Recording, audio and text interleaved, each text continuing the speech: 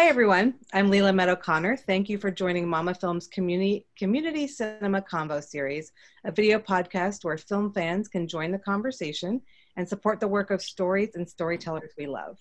Mama Film is a film series to showcase films with themes of nurturing and to ignite conversation about the human experience. Since we're not physically able to gather in our micro cinema here in Wichita to experience these movies, we're excited to have this platform to connect us, at least in some way, with people literally from all over the world today. Today, we're talking about the beautiful, beautiful documentary, Our Time Machine, which we had planned to bring to the cinema this month, actually, and are so happy that we could bring it, at least virtually, to our audience. Before we get started, I'd like to introduce our co-host, Eric Moore, joining us from Los Angeles, where he works for the American Film Institute, AFI Film Festivals, and the co-founders of Harvester Arts, our community partner for the film, Kate Van Steenhuyse and Kristin Beal. Harvester Arts, located here in Wichita, is an organization whose mission is to inspire passion about the ideas and processes of the arts. And our very special guest, our Time Machine co-director, writer, and producer, Leo Chiang, joining us live from Tapei, Taiwan, where it is the future, actually, Sunday morning. Leo is an award-winning documentarian based in both Taiwan and San Francisco, and is the founder of ADOC, the Asian American Documentary Network. So Eric and I will moderate the conversation and begin with some questions. If you have a question or comment, feel free to type it in the chat, and we will relay it as we go. But thank you to those who are joining us as well. We appreciate having you here. And Eric, take it away. Cool. We're so excited to be able to talk to you about this film. Personally, I love puppets. I've always loved puppets. I grew up going to the puppetry theater that was in our community. I even took a puppetry class in college. So there you go. That's a thing. And I was just curious, let's start off by, how are you doing in Taipei? How are things faring in Taipei? What's going on? Taipei's actually been fine. Taipei never had a lockdown. The government was on top of it and really monitored and controlled the spread of the virus. So folks are cautious. Everybody wears masks in public. You have to get your temperature taken and your hand sprayed to go into any like restaurants or malls or whatever, but everything is open. Like I go to see movies. I know my friends in the US, when they hear that, they kind of hate me for it. But this is the future, as Leo just said. So hopefully, that will be coming to the US soon. Yeah, and let us know if you have any lottery numbers you can give us.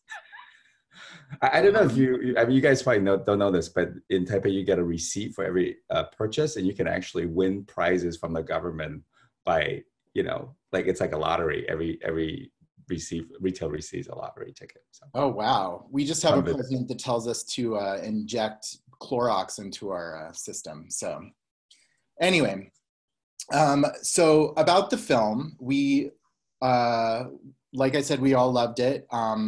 How did you find your subject, Maleonn? And did you know him before? How did you stumble upon the story? So Yang was actually the one that first interacted with Maleonn. Yang is based in Shanghai, and he had been working as a cinematographer in Shanghai. He was hired by a local digital platform that's basically does what TED Talks do. They invite cultural influencers and sort of local intellectuals or to come and do a little speaking performance, or not performance. It was just do a little, talk about their work. They were interested in Maleonn, and they had hired Yang to make a short video about Maleonn. When Yang heard the swimming pool story that Maleonn told, he was incredibly moved by the story and was really interested in maybe doing a longer piece about Maleonn's work and also following he and his father's relationship. So he was the one that got the project started. I came on board shortly after we started in 2015, and we followed them for about 2.5 years, 3 years. And then we put it together in time for the premiere at Tribeca in 2019. Very cool. So this film definitely showcases the plight of an artist, politically, emotionally, in so many different ways. I'd love to hear from Kate and Kristin, and also from you, Leo, as visual artists and filmmakers and people who are dedicated to, and for Harvester, people who are dedicated to spotlighting the artistic process. What were your thoughts about the film and maleonn's own processes and struggles as an artist? I thought that the film did a really great job of, I mean, I know it's a documentary, so obviously it's real, but I feel like a lot of times when we have this particular conversation about artists, there's this tendency toward martyrdom, and it was refreshing to not see that in this film. I think it does a great job of showcasing there is a intense amount of dedication required to do this type of work. And, you know, people who are dedicated and passionate about, I mean, it's not just the arts, right? It could be any other profession, but there are tough choices that have to be made, and there are sacrifices and compromises. And I thought that the film did a really beautiful job of humanizing those choices, and connecting that personal to this larger, you know, whenever you're creating something, there's a connection to an idea that is bigger than any one individual. And so I thought the film did a great job of you know, connecting those two things and showing the magic and the camaraderie of the creative process. And yeah, I thought it was really beautifully done. Same. I mean, when I'm teaching, you know, I tell my students that they need to follow the needs of their work, right? So like the work commands what it needs, and you have to give that to it. And I felt like this film just kind of beautifully told that story of an artist following the needs of his work, and in this case tied to his father and the legacy of his father. It was very beautifully laid out. And also the fact that his father and mother understood the needs of that call, I thought was also really beautiful, because I think often we hear a different story, right? Where the artist is like struggling against everybody, but they really got it. And fiance. Yeah. Yeah. I think in many ways, Maleonn was fortunate that, you know, he was surrounded by people that understood, that related. You know, I think that for those of us who do creative work, one of the most frustrating thing is how our friends and family don't understand. They don't understand what it is that we do, and why is it that we do it. You know, why we do something that's clearly not going to make us, you know, billionaires and have the wackiest schedule and never really are away from work. And to me, that thread in Maleonn's story really resonated with us. And we really, you know, we wanted to share that. We wanted to share the absurdity of art making, that you do it because you can't help yourself and you don't know and don't want to do anything else. But at the same time, to show the struggle, you know, for a mid-career artist like himself, where he's clearly achieved something, but he's at a point of his life where he looks around and asking himself, like, is this it? Is there more to this? You know, I don't want to sound grandiose, but we really strive to make this film really is just about life. You know, it's about you know, looking at time, looking at the fleeting nature of time, and wondering what that means in all of our lives. And for Maleonn, you know, we were able to end on in some ways a optimistic message where, you know, no, you cannot control the way that time passes, but you can celebrate that about it. You don't have to be afraid of it. You don't have to see it as a negative thing. You can see the beauty in that. And I think that goes very much hand in hand in the way that his approach as an artist, and that all of that really resonated with us as filmmakers. So one of the things to celebrate is how amazing those puppets were. They're incredible. And I'm curious, as an artist in your own right, as a filmmaker, what did you learn about puppetry by doing this? And did you ever step in and end up helping make any of these puppets? No, we didn't want to. We didn't want to mess anything up.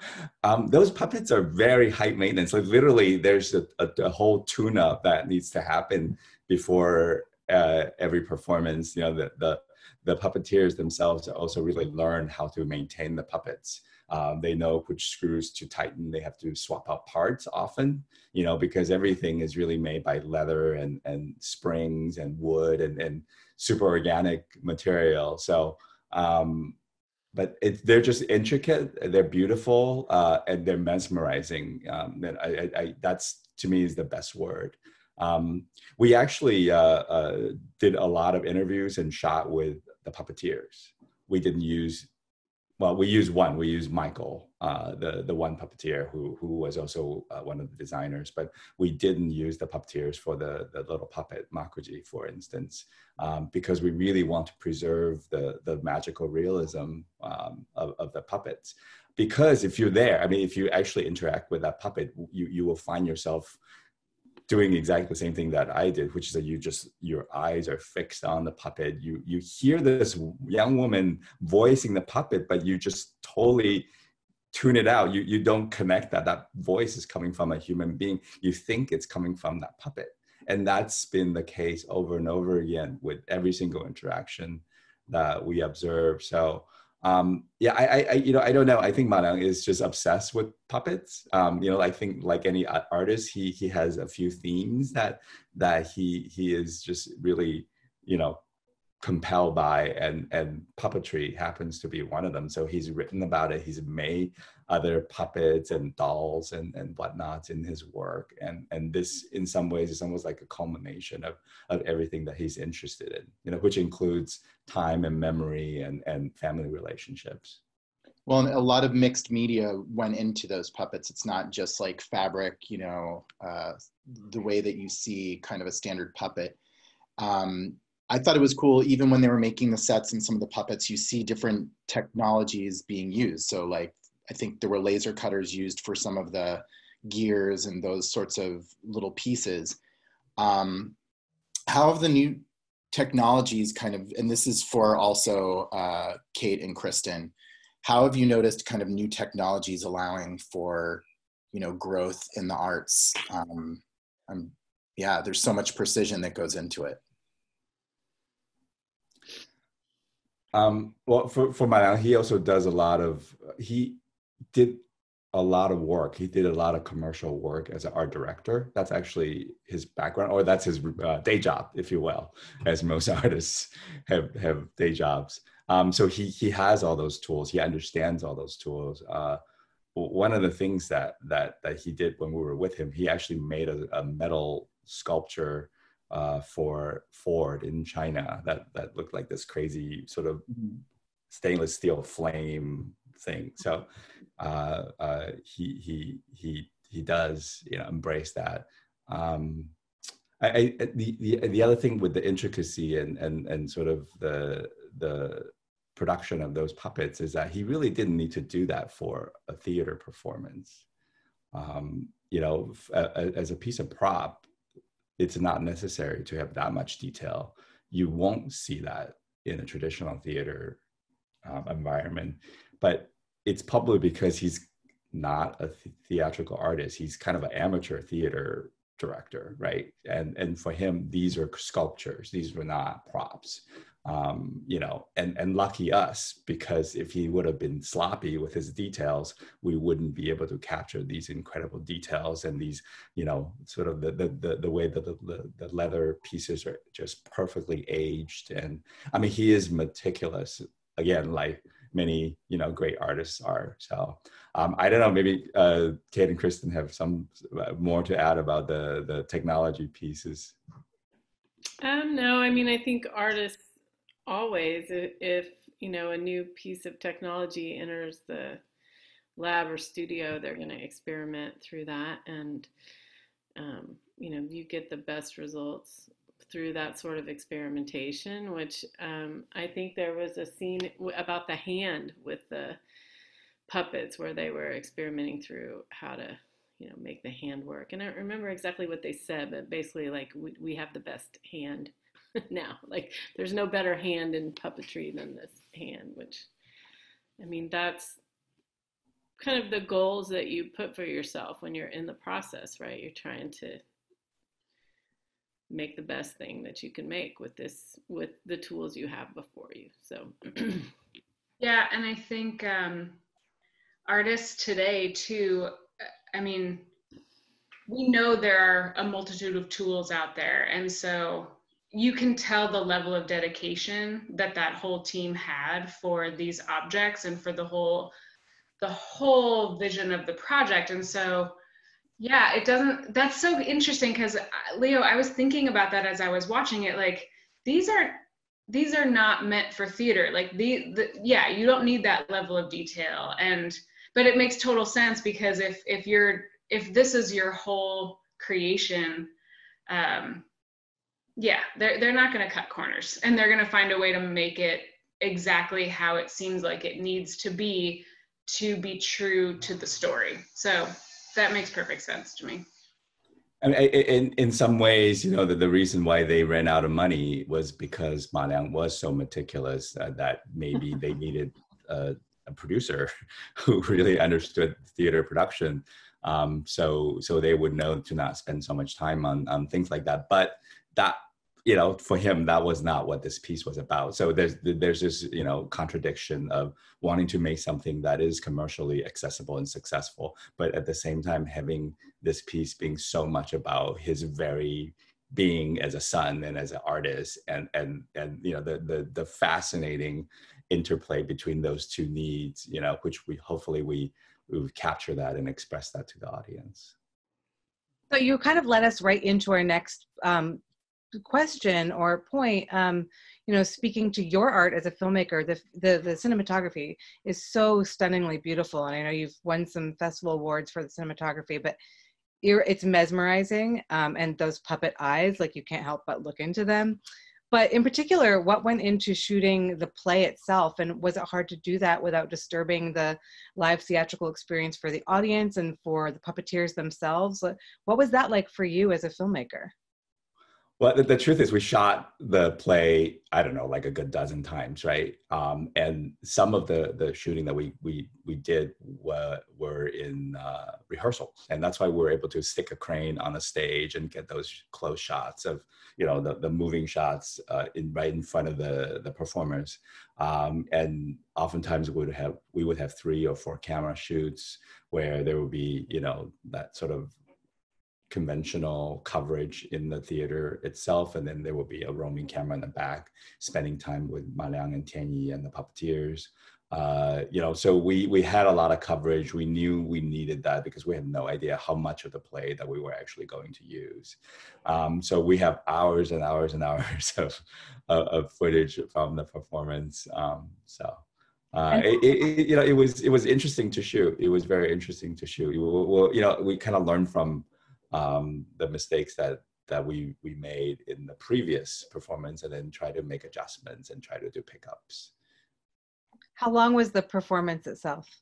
The performance itself is actually relatively short. I think it's only about 75, 80 minutes, and there's no intermission. So it went all the way through.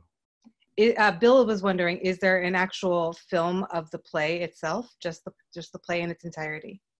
We have it. We're not allowed to share because it's you know, it's copyright by the production. I don't know what they're gonna do with it. They're definitely still trying to get the play out. There has been a couple more runs in Shanghai, but I think the producers is sort of continuing to explore opportunities. But you know, the recent events definitely kind of put a kink on any kind of light performance opportunities. So yeah, you've got obviously a ton of footage that you weren't able to use when you're doing a project that is over such a long period of time. You know, there's a lot that ends up on the cutting room floor. Can you talk about crafting the film through editing and how you guys were able to kind of narrow down the scope of the story so that you could, you know, fit it into the amount of time that you did? And is there anything that you wish you had been able to include that you weren't able to? Well, the truth is, for a long time, we were afraid that we didn't have enough story to make a feature-length film. What we did have is a lot of really beautiful craft making, right? But you can only watch so much of the puppets. If anything, that was one of the major challenges, is how to control, how to plan out what to reveal so the audience doesn't get bored. It's very important for us that every time a new step of the puppet making or the new step of the production of the play is revealed, that it doesn't get stale, that we don't we don't share it too much. We don't share too many pieces of the shadow puppets. We don't share too many pieces of the different parts of the puppets, and we don't actually share too many pieces of the puppet performance itself. So there was a lot of struggle around, how to, when to reveal what, and how that fits into the heart of the story, which is actually the father and son story. We didn't know going in what's going to happen to the father, what the condition is going to be for the father. If he's going to deteriorate really fast, or is he going to basically maintain the same condition? We had no idea what the reception of the play was going to be. So even though we had a lot of footage, we still, there was a lot of head scratching and try to figure out where everything goes. But ultimately, sorry, my notification is going off. I think ultimately we knew that the father-son story and the family story was going to be the core of it, and sort of accompanied by that. It was two parallel tracks of the family journey and then the journey with the production of the play. We were fortunate that Maleonn was able to articulate, what he took away from the production of the play. And in some ways, and this is a little twisted too, we were fortunate that Maka, the father, told the same story over and over again everywhere we were at, and that gave us a lot of choices to decide to have him tell certain stories at specific, locations. Is it going to be in a doctor's office? Is it going to be at home? Is it going to be in an interview with us? And then halfway through the production, through the post-production, we decided to add the letters. We really wanted to get inside the head of Maleonn, but we didn't want to do it in a traditional sit-down interview format. So because he is also a writer, he's published a couple of books of essays, that we were able to pull the excerpts from his writing that was appropriate to use for the moments that we wanted these letters to comment on what he was going through. And then we were able to construct these stylized images that we had shot, whether it's the reenactment with the puppets of the memory, or these, dolly shots and these sort of less conventional documentary shots of the puppet that feels like more dreamlike, more magic, more surreal. And then having those pieces that I thought really helped us kind of get into Maleonn's head and for the audience to understand him better. Kate, you had a question that you wanted to ask in relation to this. Oh, well, I was just curious, thinking about spending years of filming and spending all this intimate time with these people. And so, I was just curious, as a documentary filmmaker, are there side stories that you're thinking could come out of this? But I'm also wondering if there's a point where you're just kind of like, okay, I'm so done with this project. And how does that work? I think that for us, so much of the process is about discovering the story. I think for me anyway, that my process always been that there is one best story in all this massive amount of footage that I have, and it's my job, it's our job, with our collaborators to find it, and because we're so focused on that, we're not necessarily thinking about like, oh, the side story could be, something else, and but I also know folks who have done that who is much better at doing that than I am. I'm not sure I would want to continue to tell that story or a story that's related to that. Although who knows, right? Like, I mean, Maleonn's always doing really interesting work, and there might be some other projects that he takes on that we'll find interesting for us to follow. So Gretchen had a couple of comments. She wanted to say that the clock on the wall and the father trying with the clock was great imagery. And so she congratulates you on that. It was really beautiful work that you were able to capture of maleonn. And then also, how are his parents doing? Do you know? His parents are in lockdown, actually. I think things may have changed. The last time I talked to him was a week and a half ago. Not the parents, but maleonn and Chiang, because of the pandemic, the nursing home did not allow any visitors. So maleonn and Chiang hadn't seen the parents for several weeks when I was interacting with them. The father's memory's gotten worse. He had a fall recently. So he's, definitely deteriorating, but he also Maleonn also sent us this really beautiful video of the parents waltzing in the nursing home. I think they're doing well given the situation. I think that the relationship is definitely sort of continue to develop and move forward.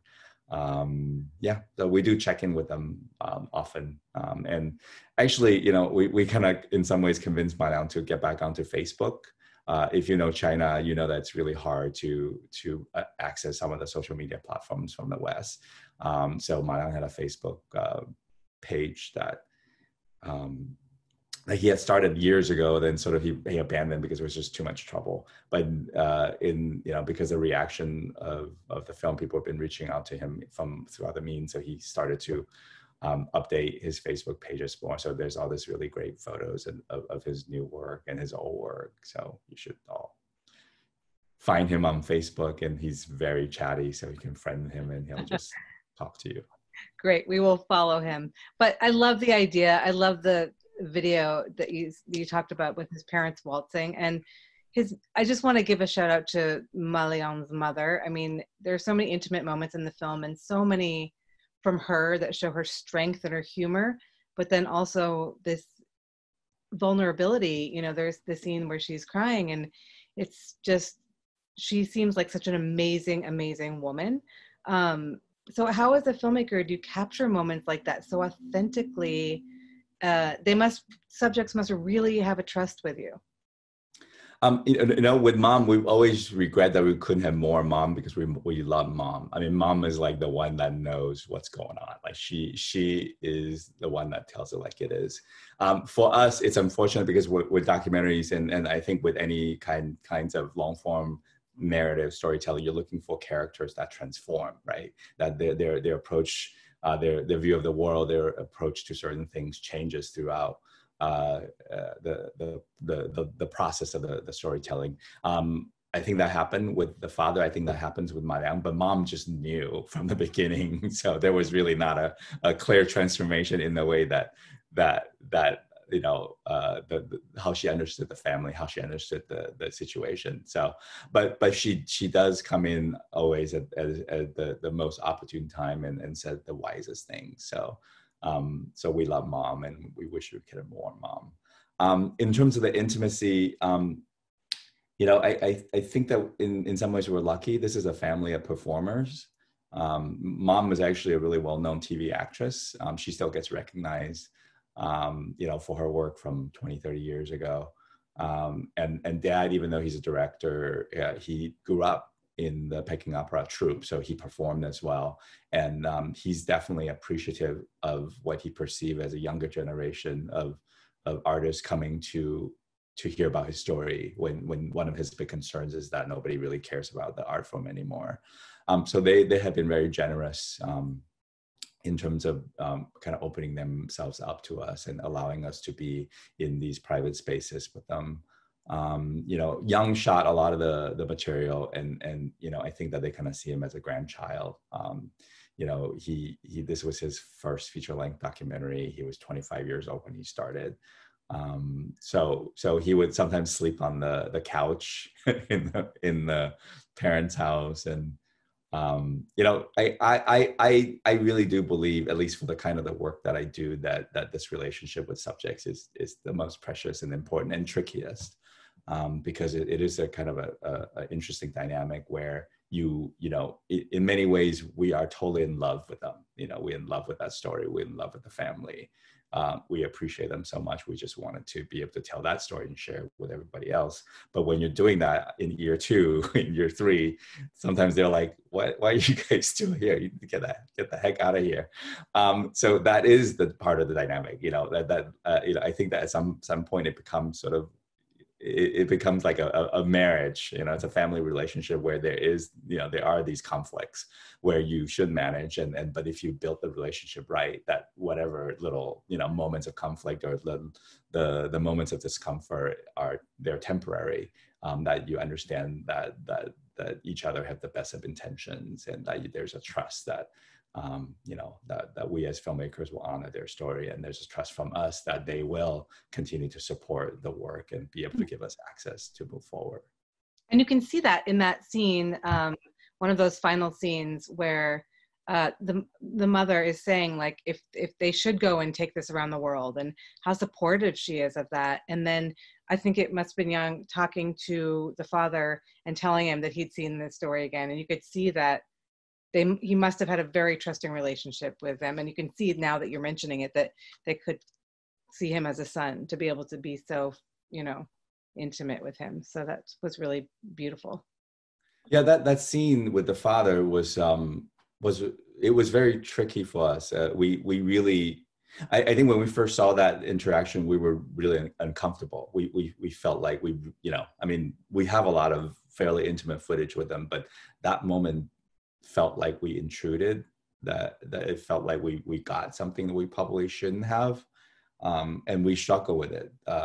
You know, I think at first we thought, oh no, this is a little bit exploitative, but then we thought, oh, the reason why we're feeling this way is because this is too intimate, and maybe that can be a good thing, and then the rest of the time let's try to figure out where and how to frame that footage, or frame that interaction, you know, frame this moment of father's super, you know, being super frail and not remembering, you know, and challenge, basically, you know, it's a moment that kind of breaks apart the narrative that we've been constructing, right? That the son was doing this for the father so they can have this beautiful connection.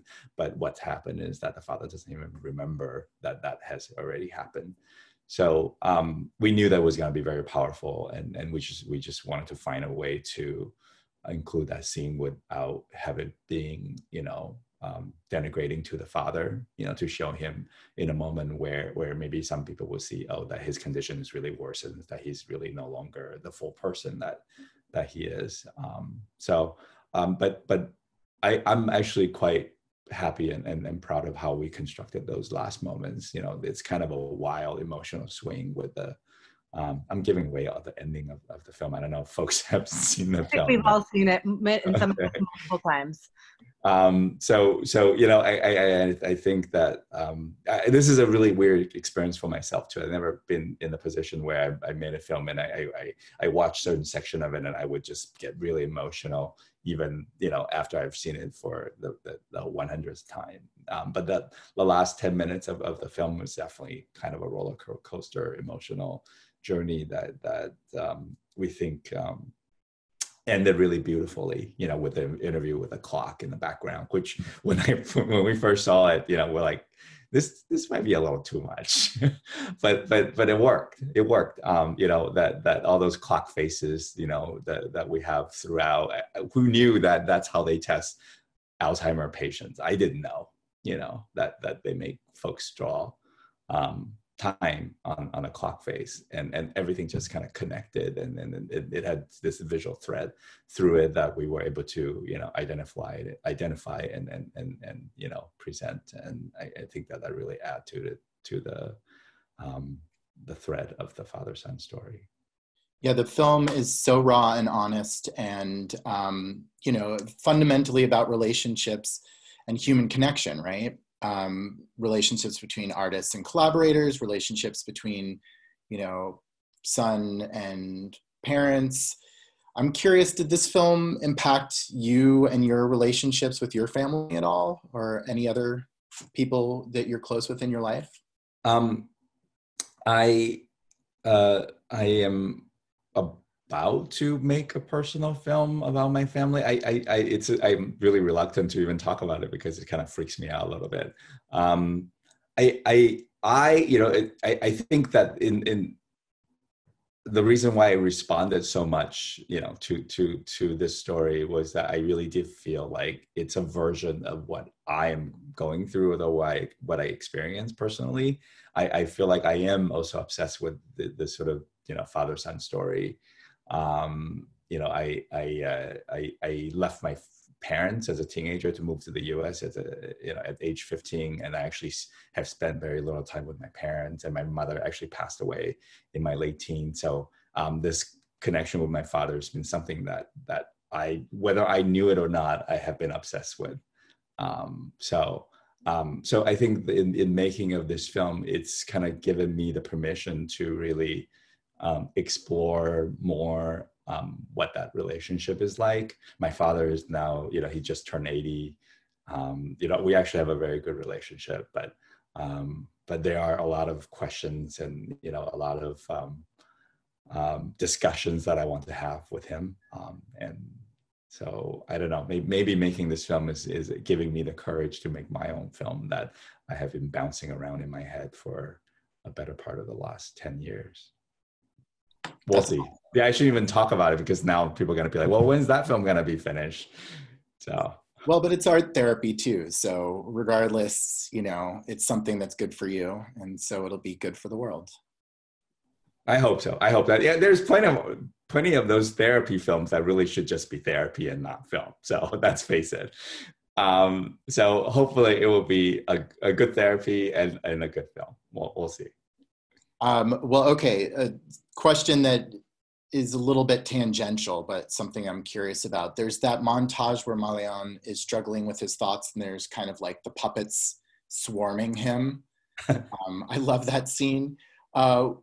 With those puppets, I think there's, some puppets that people generally find pretty creepy in the way that like people find clowns creepy. And then there's puppets that people are really warm with. I'm curious, while you guys were filming and people were meeting these puppets, what were some of the reactions people were having with them? I mean, there's that scene in New York where the little girl is kind of connecting with the puppet.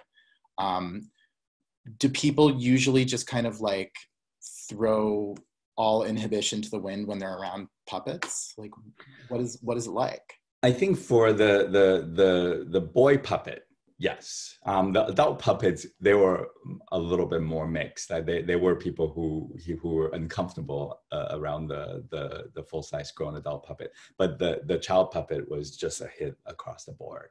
I mean, it was a hit with that dog in Washington Park. I don't know if you remember the little interaction with the dog who sort of like pulling his owner towards the puppet. Yeah, I mean, the puppet thing is it is really interesting. I don't know. I mean, maybe it says a lot about what our our view of interacting with people is by watching them kind of interact with these puppets. But with the baby puppet, it's this like they're staring into the puppet's eyes, and they're actually having a conversation with the puppet. And then like that little girl, they would start to pick up parts of the puppet and look at it as they're talking to the puppet. And it's actually really fun to watch Maleonn and Tianyi interact with the puppet, because they would do the same thing. I mean, they would literally yell at the puppet like the puppet was their child. Like they would sort of yell at him for misbehaving. And then the puppeteers totally just kind of lean into it and have this full-on exchanges that doesn't feel rehearsed. Like it just felt like super authentic, the way that that they interact. I think that early on they had made this deal, that they had made this rule that whenever the puppets are in public, the puppet has to be alive. That the puppet can only be inanimate in a private space where only the crew has access to, or when it's being packed away. But anytime it's out, it can never not be doing anything. And I think that probably helped in really bringing the puppet to life, even amongst the crew members themselves. And then definitely that feeling carried out to the public. I think Disney parks have the same policy. Oh, really? Well, that makes sense. Yeah. But so Kate and Kristin, you've worked with puppetry at Harvester. I'm curious, what is it about puppets and what we've sort of been talking about in the art of puppetry that is able to elicit such strong visceral reactions, be them positive or negative, in people in ways that other, visual arts might not?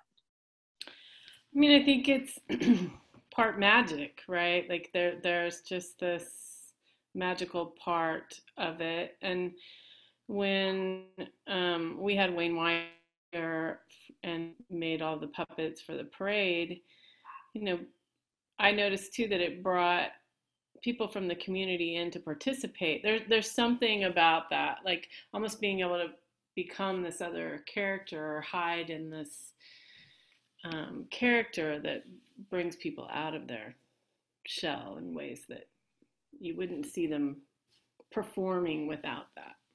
Yeah, or maybe even talking to each other. It's like this, maybe it's similar to, honestly, to the way that screens, it's like this thin film that kind of just places a separation from reality. And so with puppets, it's like this split. It's like you're seeing that magic and seeing this split of reality and the uncanny happening like right before your eyes. And so I don't know, maybe it's easier for people to talk to a puppet than it is to talk to a total stranger. I don't know, but it is definitely a real thing that we have witnessed. Yeah, pretty magical. I don't know. It's hard to think about puppets and how they capture the imagination of people without crediting Sesame Street some way, right? Like so many generations of people have grown up watching Sesame Street, which, captures a child's imagination, when they're so young. So I think that's part of it. It's like when adults interact with puppets, especially, it's like they give themselves permission to go back to that place. So.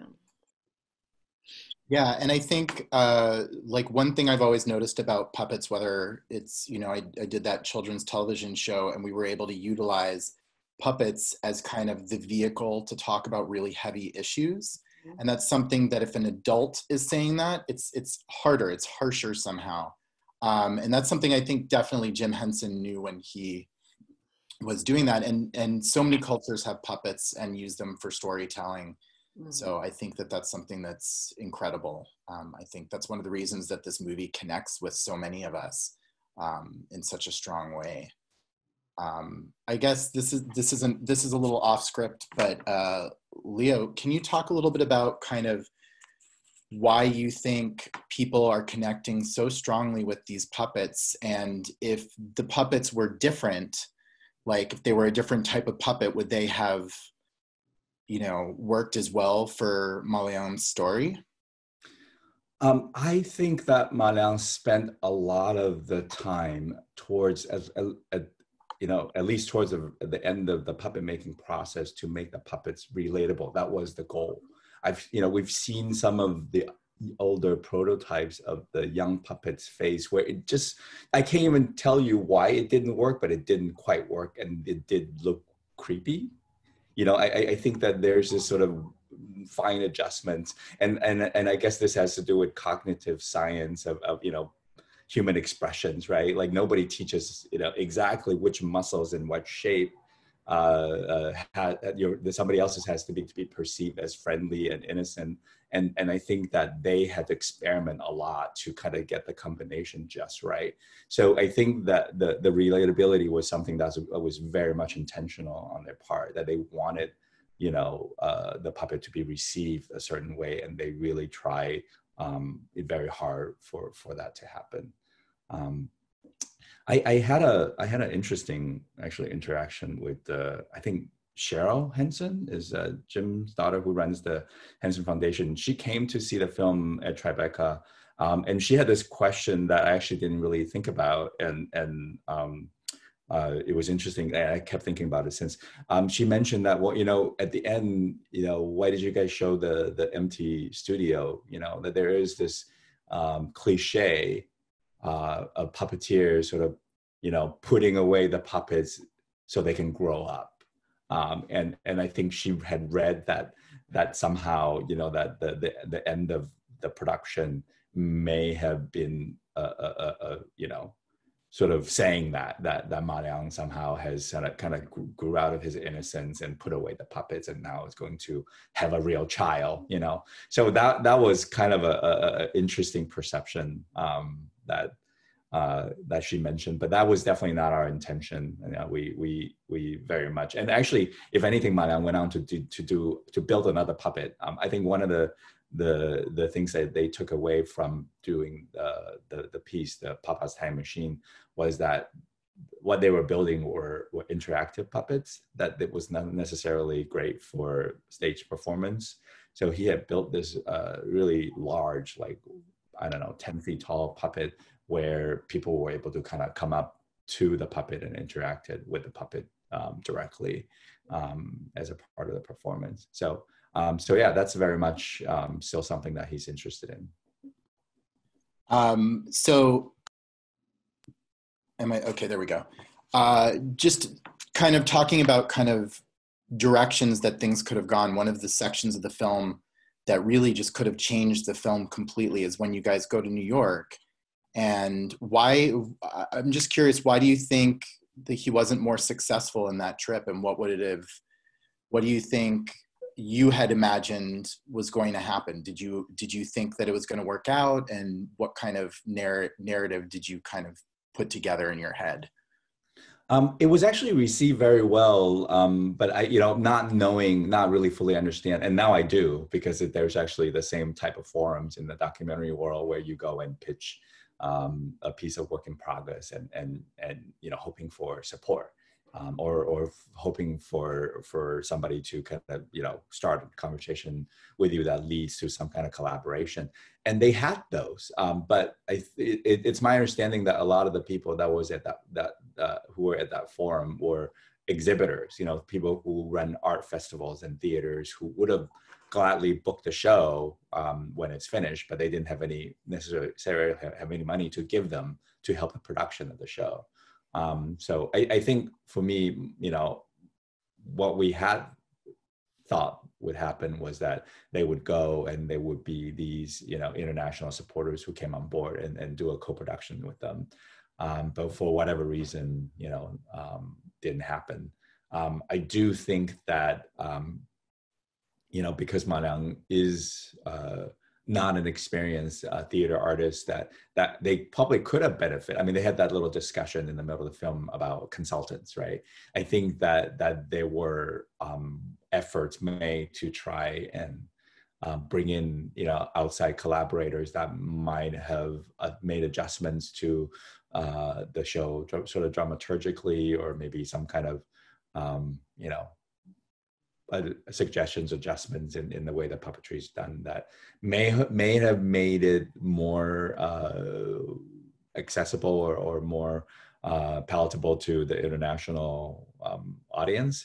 But because the meaning of the play to Maleonn, he really wasn't receptive to that, and maybe that ultimately contributed to the difficulties that they had. So I you know, I don't know. I mean, I think we saw a lot, but we didn't see everything, right? I mean, there were, and I mean, they were these sort of business complications that we did capture that we just didn't think belong in the film. That's why we kind of summarize it in some ways of just, it became a financial difficulty, which ultimately it was. So, but there was definitely, you know, sort of push and pull. And when you have a piece of artistic property, you know, different people wanted different things from it. So. So switching gears a little bit, there's so many moments in the film that touch on parental relationships. A couple of things that struck me were when maleonn said he remembered the day his father started talking to him. And you never taught me, I learned it from someone else. And that strikes a chord with me with my relationship with my own father, but as a parent too. And, worrying all the time whether you're doing a good job or not. Can you talk a little bit about Ma Ke as an artist in his own right, and his obsession with his career and how that informed, his relationship with his son? And Gretchen was wondering, is someone writing his biography? Maleonn's sister, she was supposed to be, working with her father to finish up the book. I don't know exactly where they are with it. She's actually a sort of well-respected writer and publisher. So that, that would have been a great match. So, but, we don't know where things are. That might have not been a priority at the moment. Ma Ke, it's interesting, the traditional Peking opera troops performances, they actually weren't a director position. Troops, they kind of, it's an art that gets passed on, and everybody kind of lend their part, and the company puts on a show together. There was not necessarily somebody calling the shots. The director position, and this is my understanding from talking to those guys, actually came about, just in the last, that last century or so. And Ma Ke was actually one of the first directors that came up after the communists took over China after 1949. And he's had this really super complicated relationship with the communist government, because for a while he was actually doing propaganda plays for the government. But when the Cultural Revolution started, the government turned around and basically, accused him of being a bourgeois, and kind of had that typical story of what a lot of artists and intellectuals went through during the Cultural Revolution. Was got their work taken away from them, got sent down to the countryside to do hard labor. But after he returned, he continued to be loyal to the party. He actually still talks about how he appreciated the party because the party gave him this beautiful apartment to live in, that, the party gave him, this great job to run the Peking Opera Theater in Shanghai. So it's that part is really interesting. But for him, because he came up as a performer, he was very much wanting to continue the tradition of Peking opera, and he is passionate about it. I mean, you could see in the rehearsal scene the way that he reacted to these younger performers, and he clearly loves the art. And he's very much well known in the community of the audience, in the audience that do know the opera. Like any traditional art form anywhere, it's the audience is shrinking. There's a small older group, community of audience that who are interested in this type of work. So we did, we've actually kind of walked with him on the street and had somebody come up to him and recognize him and say, "Hey, you're blah blah blah," So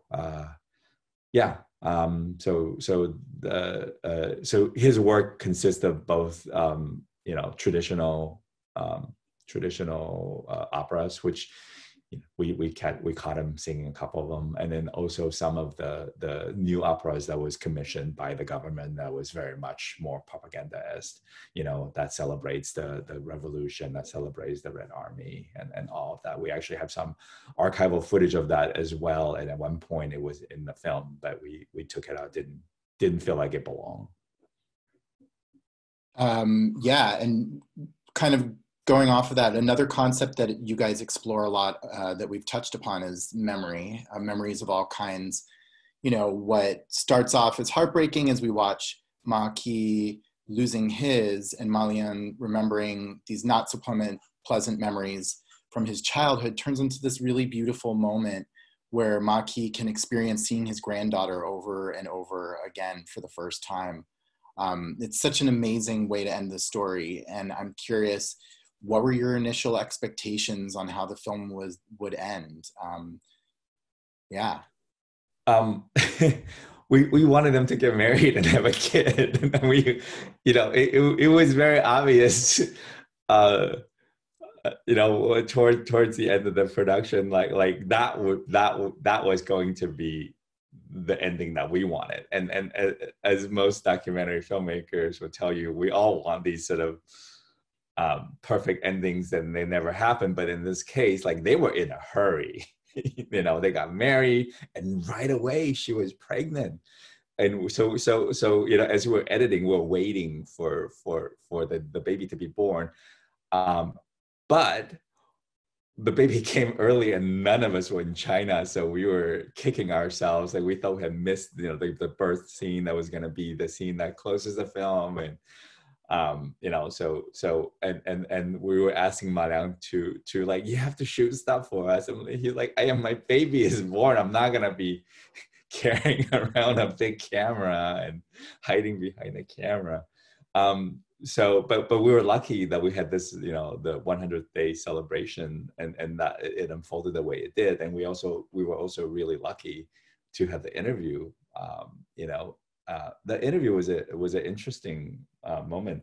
So after we shot it, we came back to the editing room, and me and Young and our editor Bob sat down to watch the interview. And it was one of these weird moments where we watch, and then when that little story happened about, sort of showing the baby to the father over and over again, we all looked at each other and smile. And then I was like, that's stop, like, that's it. We don't need to watch anymore. That's the piece. And we took that chunk, and, there's no cut in that. I don't know, like, I think it's like 2 minute worth of interview footage, and we dropped it in, and it hasn't been touched since. Like, that never happens in editing. So we, so much of documentary filmmaking really is about luck, or rather, I would like to think it's about us working really hard so we can get lucky.